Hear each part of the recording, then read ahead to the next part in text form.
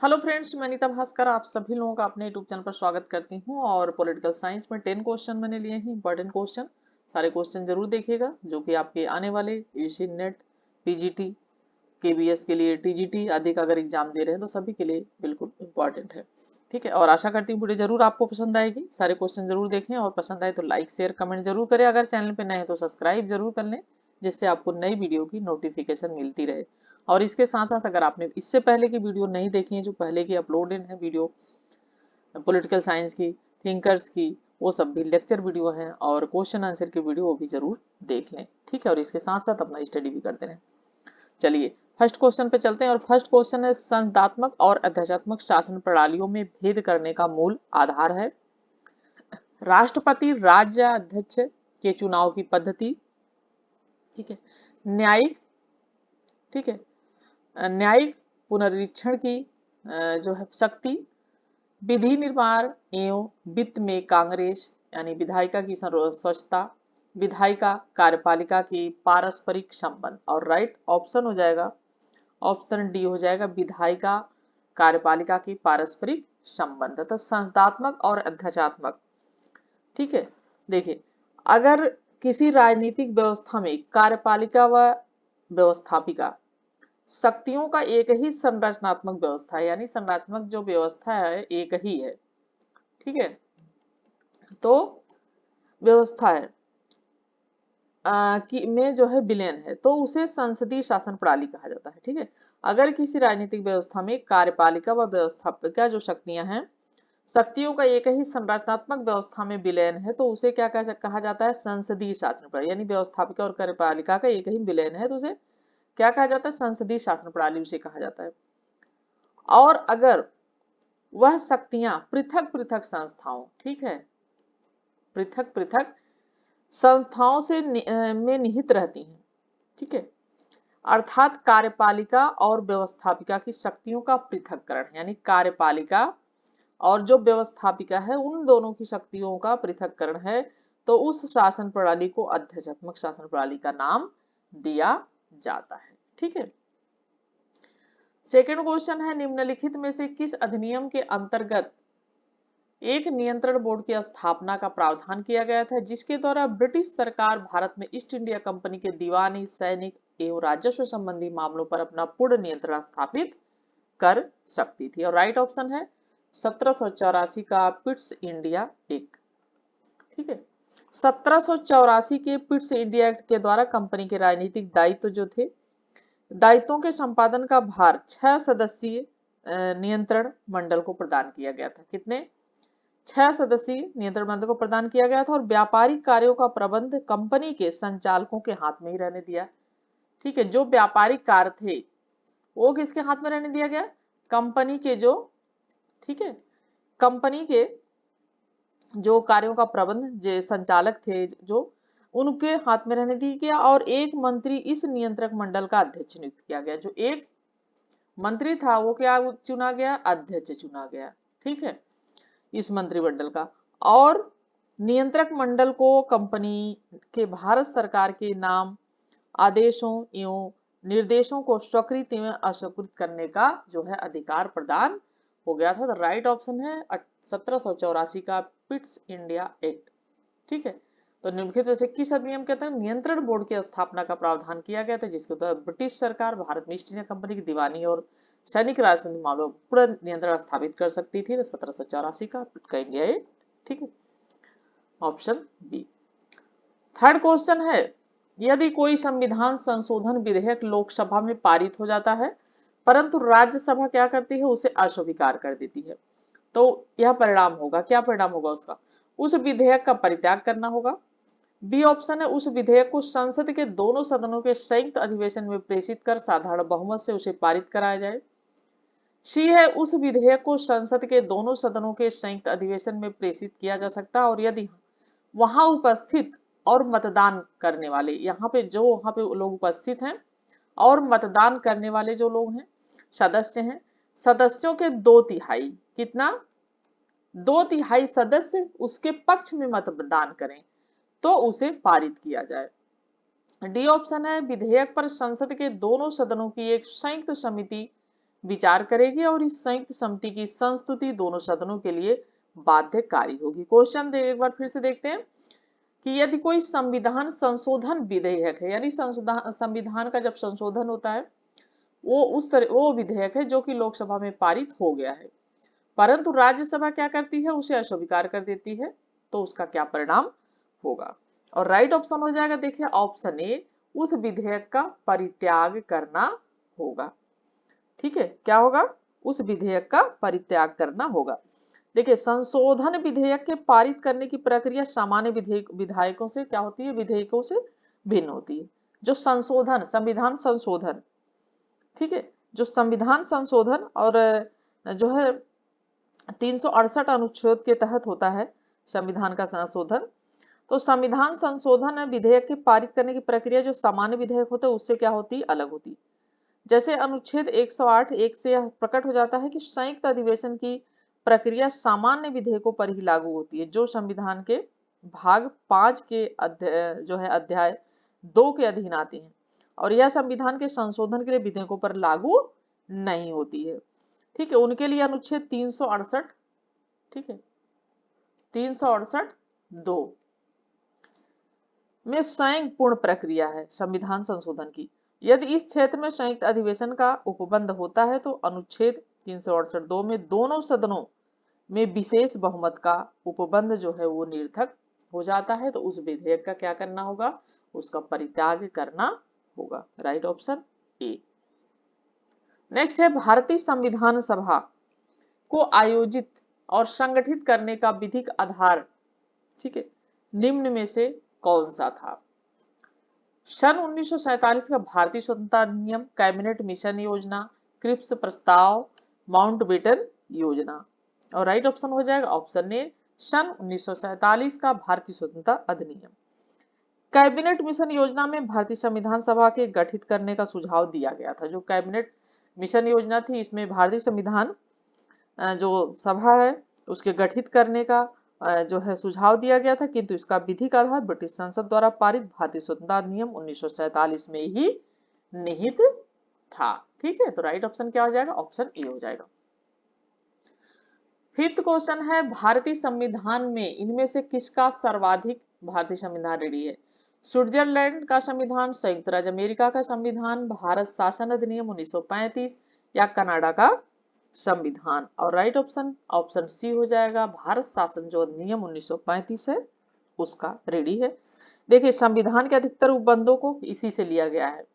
भारत शासन अधिनियम 1935 से स्वीकार कर नए संविधान का जो है आकार बढ़ाया गया है, और 1935 का अधिनियम बहुत लंबा और ब्यौरेवार संविधान था जो 1935 का था, और इसे अधिनियम से उधार इसलिए लिया गया क्योंकि लोग विद्यमान पद्धति से अच्छी तरीके से क्या हो गए थे, सुपरिचित हो गए थे। ठीक है, तो right option option C. 6 question है डॉक्टर बी आर अम्बेडकर ने भारतीय संविधान के किस प्रावधान को संविधान की आत्मा कहा था। ठीक है, मूलाधिकार, राज्य नीति निर्देशक सिद्धांत, बहुत लोगों को पता होगा ये क्वेश्चन, और बहुत आसान क्वेश्चन है और बहुत महत्वपूर्ण भी है, ये इंपॉर्टेंट है। ठीक है, संविधान की प्रस्तावना, और डी है संवैधानिक उपचारों का अधिकार। राइट ऑप्शन हो जाएगा ऑप्शन डी, संवैधानिक जो है अधिकार, उपचारों का अधिकार, और अनुच्छेद 32। ठीक है, देखिए डॉक्टर अंबेडकर ने इसी अनुच्छेद 32 को टिप्पणी करते हुए इस पर कहा था कि संविधान सभा में कहा था, और क्या कहा था इस बात को ध्यान से सुने। उन्होंने कहा था डॉक्टर बी आर अम्बेडकर ने कि यदि मुझे कहा जाए कि मैं संविधान के किस अनुच्छेद को सर्वाधिक महत्वपूर्ण मानता हूं, ठीक है, उन्होंने कहा कि अगर मुझे कहा जाए कि मैं संविधान के किस अनुच्छेद को सर्वाधिक महत्वपूर्ण मानता हूं, ऐसा अनुच्छेद जिसके बिना संविधान क्या हो जाएगा, व्यर्थ हो जाएगा। ठीक है, संविधान का कोई मतलब ही नहीं रहेगा, तो मैं और किसी अनुच्छेद को नहीं, इसी को इंगित करूंगा। यह संविधान की आत्मा है और हृदय है। ठीक है, तो डॉक्टर बी आर अम्बेडकर ने संवैधानिक उपचारों का अधिकार अनुच्छेद 32 को संविधान की आत्मा और हृदय कहा है, और बहुत बार रिपीट होता है क्वेश्चन। ठीक है, ये बहुत बार पूछा जाता है। चलिए सेवंथ क्वेश्चन है भारतीय संविधान में राज्य के नीति निर्देशक सिद्धांत देश के शासन के मूलभूत महत्व के हैं। दूसरा पॉइंट है न्यायालय द्वारा लागू नहीं कराए जा सकते हैं। तीसरा पॉइंट है राज्य का कर्तव्य है कि विधि निर्माण में उसका सम्मान करे। और कूट के अनुसार उत्तर क्या हो जाएगा, और राइट ऑप्शन हो जाएगा तीनों ही। ठीक है, यानी देश के शासन के मूलभूत महत्व के हैं जो भारतीय संविधान में राज्य के नीतिशक तत्व हैं, न्यायालय द्वारा ये लागू नहीं कराए जा सकते। यानी इसमें से कोई चीज अगर नहीं हो पा रही है कोई काम, तो उसे न्यायालय द्वारा नहीं लागू कराया जा सकता है। जैसा कि मूल अधिकार में होता है कि उसमें से अगर कोई काम नहीं हो रहा है तो आप न्यायालय में जा सकते हैं, न्यायालय की शरण में जा सकते हैं और उसे लागू करवा सकते हैं, लेकिन इसके लिए ऐसा नहीं। राज्य का कर्तव्य है कि विधि निर्माण में उसका सम्मान करे, लेकिन राज्य का कर्तव्य है कि विधि जब निर्माण हो, कानून का निर्माण हो, तो उसका सम्मान हो। और निम्न गुण की सहायता से सिद्धांतों की, तो राइट ऑप्शन तीनों ही हो जाएंगे, 1, 2 और 3। ठीक है, तो अनुच्छेद जो 37 है, तो अनुच्छेद 37 में लिखा है कि इस भाग में अंतर्विष्ट उपबंध अर्थात भाग 4, ठीक है, वर्णित राज्य के नीति निर्देशक तत्व किसी न्यायालय द्वारा प्रवर्तनीय नहीं होंगे, किंतु फिर भी इनमें अधिकांशतः तत्व देश के शासन में मूलभूत रूप में है। जैसे शासन में और संविधान में भी कुछ इसके भाग हैं। विधि बनाने में इन तत्वों को लागू करना राज्य का क्या होगा, कर्तव्य होगा। ठीक है, चलिए नेक्स्ट है सूची फर्स्ट को सूची सेकंड से सुमेल करना है। तो सूची में पहले में विचारक है, दूसरे में नीति से सिद्धांतों की प्रगति पर विचार है। ठीक है, और Padikkar, Ambedkar ji, B N Rao, Jennings. और नीति सिद्धांतों की प्रगति पर विचार, पूरी आकांक्षा, नैतिक अनुदेश, आर्थिक क्षेत्र में समाजवाद, आर्थिक लोकतंत्र। और इसका राइट ऑप्शन क्या हो जाएगा, देखिए पणिक्कर जो थे, गेम पणिक्कर, आर्थिक क्षेत्र में समाजवाद, ए का क्या हो जाएगा 3 हो जाएगा। ठीक है, उसके बाद अंबेडकर जी, आर्थिक लोकतंत्र, डॉक्टर बी आर अंबेडकर, आर्थिक लोकतंत्र, यानी क्या हो गया 4 हो गया बी का। और बी एन राव, ठीक है, जो बी एन राव है, नैतिक अनुदेश, यानी 2 हो गया। और बचे जेनिंग्स, पूरी आकांक्षा। तो राइट ऑप्शन क्या हो जाएगा, ए का 3 होगा, ठीक है, बी का 4 होगा, ए का 3, बी का 4 और सी का 2, डी का 1। और राइट ऑप्शन क्या हो जाएगा, ऑप्शन डी हो जाएगा। ठीक है, चलिए 9th क्वेश्चन है, भारतीय संविधान में शोषण के विरुद्ध अधिकार का विस्तार निम्न प्रकार किया गया है। मानव का व्यापार में निषेध, ठीक है, और खतरनाक व्यवसाय में बाल श्रम का निषेध। ठीक है, खतरनाक जो व्यवसाय है उसमें बाल श्रम का निषेध। और उपरोक्त ए तथा बी दोनों ही। ठीक है, उपरोक्त ए तथा बी दोनों ही। और इसका राइट ऑप्शन क्या हो जाएगा, 9th क्वेश्चन है ये, शोषण के विरुद्ध अधिकार के तहत देखिए अनुच्छेद 23 में मानव के दुर्व्यापार। ठीक है, यहाँ पे मानव का व्यापार और ये दुर्व्यापार का निषेध, यानी मानव के दुर्व्यापार का निषेध होगा। खतरनाक व्यवसाय में बाल श्रम का जो है वो निषेध होगा। ठीक है, तो इसमें जो राइट ऑप्शन हो जाएगा 9th क्वेश्चन का राइट ऑप्शन हो जाएगा ऑप्शन इसका सी हो जाएगा। दोनों ही बातें इसमें जो है वो सही है। ठीक है, और इसमें दोनों ही बातें जो है वो क्या इसमें सही हैं।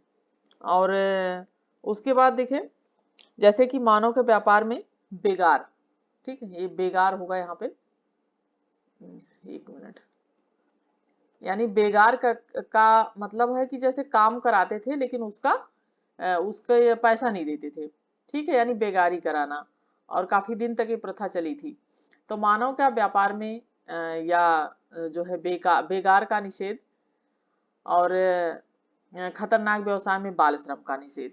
ठीक है, तो ये बेगारी की जो प्रथा थी उस पर रोक लगाने के लिए तो शोषण के विरुद्ध अधिकार का विस्तार निम्न प्रकार किया गया है। मानव का व्यापार में बेगार का निषेध, खतरनाक जो व्यवसाय है उसमें बाल श्रम का निषेध। तो शोषण के विरुद्ध अधिकार के तहत अनुच्छेद 23, ठीक है। 23 में मानव के दुर्व्यापार, ठीक है, यहाँ पे व्यापार दुर्व्यापार होगा, कहीं कहीं मिस्टेक हो गई आज इसमें टाइपिंग में, तो दुर्व्यापार और बेगार, ठीक है। तो बालात श्रम का प्रतिषेध किया गया, और जबकि अनुच्छेद 24 के तहत कारखानों आदि में ये तो हो जाएगा अनुच्छेद 23 संबंधित, और ये हो जाएगा अनुच्छेद 24 से। तो कारखानों आदि में बाल श्रम यानी 14 वर्ष से कम आयु के जो बच्चे पहले काम में लगा दिए जाते थे वो सब नहीं लगा सकते, उसका निषेध इसमें किया गया है, ठीक है। राइट ऑप्शन ऑप्शन ए और बी दोनों हो जाएगा, बस यहाँ पे दुर्व्यापार है और यहाँ पे क्या है, बेगार है, ठीक है। 10th क्वेश्चन है, जिन राज्यों में द्विसदनी विधानमंडल है वहां विधान परिषद में मनोनीत सदस्यों का भाग कितना होता है। क्या क्वेश्चन है कि जिन राज्यों में द्विसदनी विधानमंडल है वहां विधान परिषद में जो मनोनीत सदस्य होते हैं उनका भाग कितना होता है। कुल सदस्यों का 1/8, कुल सदस्यों का 1/10, या कुल सदस्यों का 1/6 या 1/12। और 10th क्वेश्चन का जो हमारा राइट ऑप्शन हो जाएगा ऑप्शन सी हो जाएगा, कुल सदस्यों का 1/6, ठीक है। देखिए अनुच्छेद 100 कितना, अनुच्छेद जो है, ठीक है, 171 171 के तहत, ठीक है, राज्य की विधान परिषद के सदस्यों की कुल संख्या का 1/3 भाग, कितना, 1/3, 1/3 भाग राज्य की नगर पालिकाओं, जिला बोर्डों, अन्य ऐसे स्थानीय प्राधिकारियों के निर्वाचक मंडलों द्वारा निर्वाचित होगा। 12वां भाग जो होगा, ठीक है, 12वां भाग राज्य में निवास करने वाले ऐसे निर्वाचक मंडलों द्वारा निर्वाचित होगा जो किसी विश्वविद्यालय में कम से कम 3 वर्ष से स्नातक है, 12वां भाग, ठीक है। और पाठशालाओं में जो है अंतिम स्तर की शिक्षा संस्थाओं में 3 वर्ष से पढ़ाने वाले शिक्षकों द्वारा निर्वाचित होगा, ठीक है। स्नातक स्तर पे आपने देखा जो चुनाव होते हैं। और उसके बाद 1/3 भाग राज्य विधानसभा के सदस्यों द्वारा निर्वाचित होगा तथा शेष अर्थात 6ठा भाग राज्यपाल द्वारा साहित्य, विज्ञान, कला, सहकारी आंदोलन और समाज सेवा द्वारा मनोनीत किए जाएंगे। तो इसका जो जिन राज्यों में द्विसदनी विधानमंडल है जहां वहां विधान परिषद में मनोनीत सदस्यों का भाग कितना होगा, तो कुल सदस्यों का 1/6 भाग हुआ, ठीक है। और हमारे कंप्लीट होते हैं 10 क्वेश्चन। आशा करती हूँ वीडियो पसंद आई होगी, पसंद आए तो लाइक शेयर कमेंट जरूर करिएगा, चैनल पे नए हैं तो चैनल को सब्सक्राइब जरूर कर लीजिएगा। नेक्स्ट वीडियो में फिर मिलती हूँ, तब तक के लिए thank you for watching video.